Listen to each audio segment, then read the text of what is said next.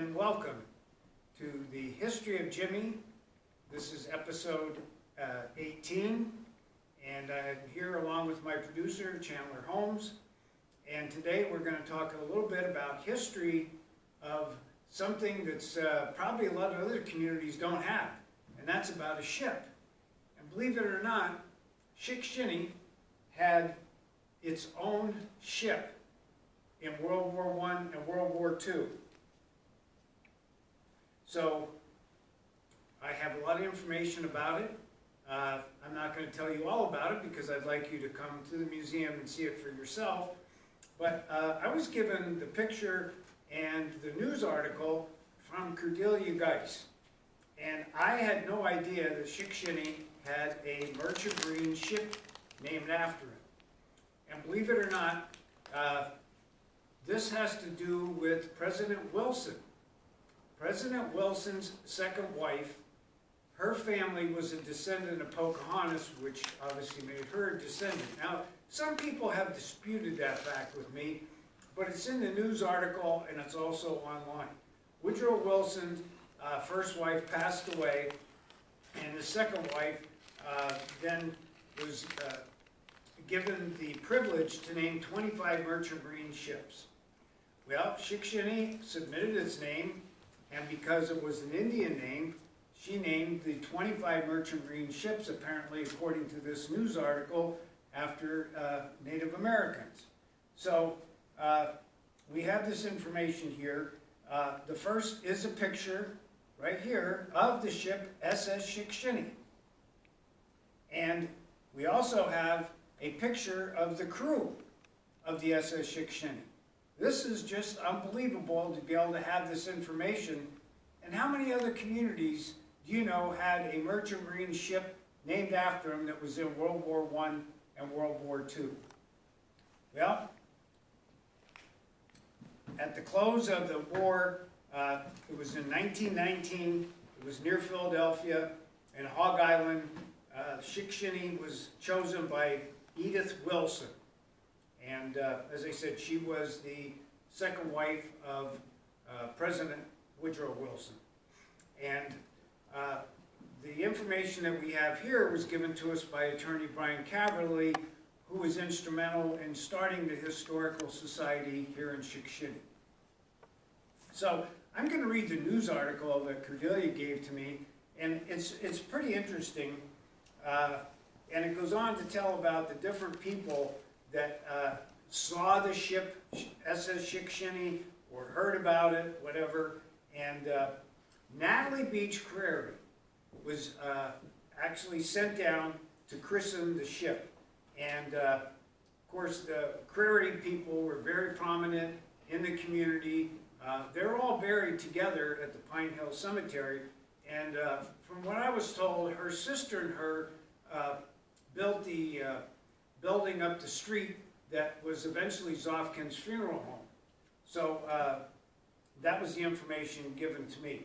And so Natalie Beach Crary, Natalie was sent down to christen the ship, and she was sent down by the Chamber of Commerce of Shickshinny.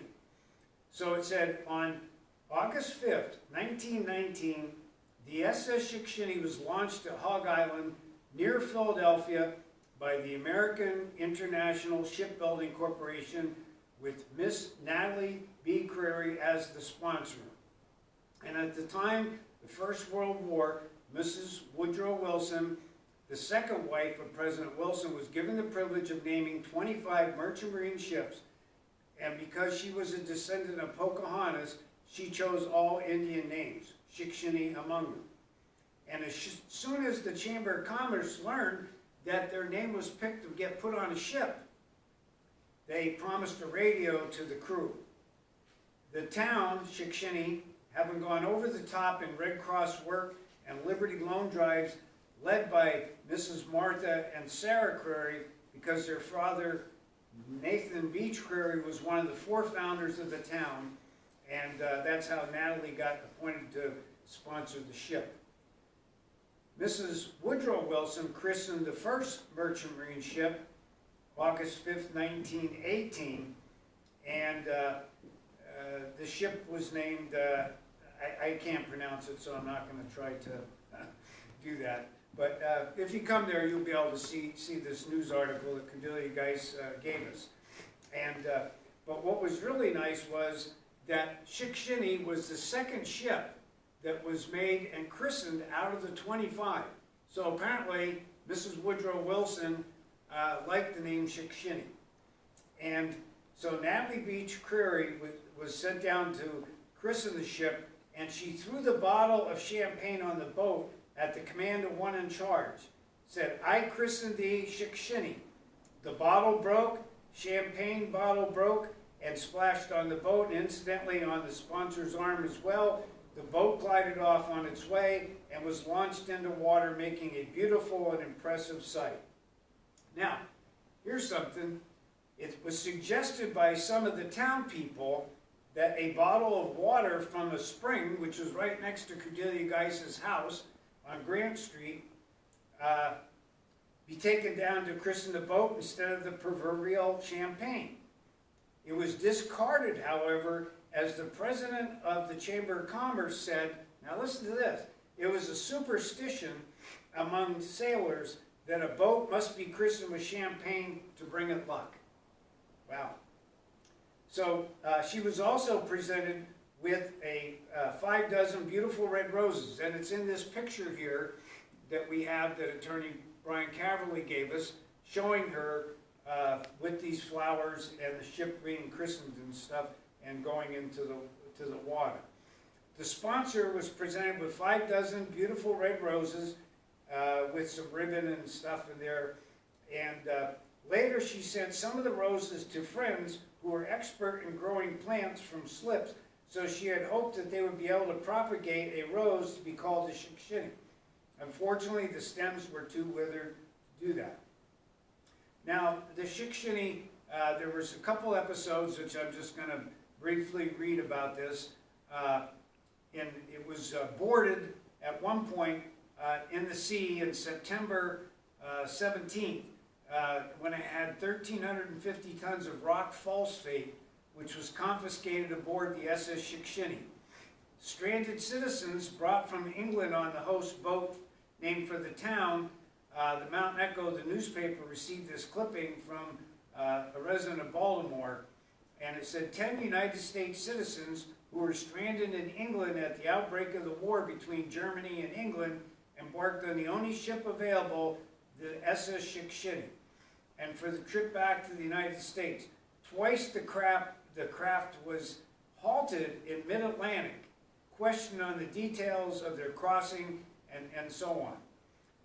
Another time, a short while out of Liverpool, Shickshinny was sighted, a wreck and buoys said to be marking the spot where the British aircraft carrier Courageous was torpedoed recently by the Germans with the loss of 500 men. Crowded transportation facilities delayed the Americans from securing passage home. They eventually had to wait to get back home, but they eventually did. But here's one of the other things that's important in this article. The article by Ms. Curry, who wrote this whole article and sent it into the Mountain Echo, was informed that the first captain of the SS Shickshinny, when he retired, founded the restaurant, and he named it the SS Shickshinny. How about that? So we have a lot of information here as well that you can come to the museum to see about the ship SS Shickshinny, and I think it's pretty unique to be able to say a town had a ship that was in World War I and World War II and was named after its town. So, and the president's wife obviously liked it, and that's why it got named that. So we thank you very much for watching. This is episode 18. Please click the subscribe and like button and help us get more people to watch. And come to the FLT Museum and get a tour of the museum. It usually takes about an hour and a half. You have to go call me on my cell phone because I only do it by appointment. You can go to the website that Cheryl has set up, their Shickshinny Historical Society, and you can see some of the episodes there because I said this would be episode 18. So we're glad to be able to do these. And I can't say enough about my producer Chandler Holmes, because without him we would never be able to do this. So thank you much for watching. Look forward to the next episode. This is Jimmy Bach along with producer Chandler Holmes signing off. Thank you.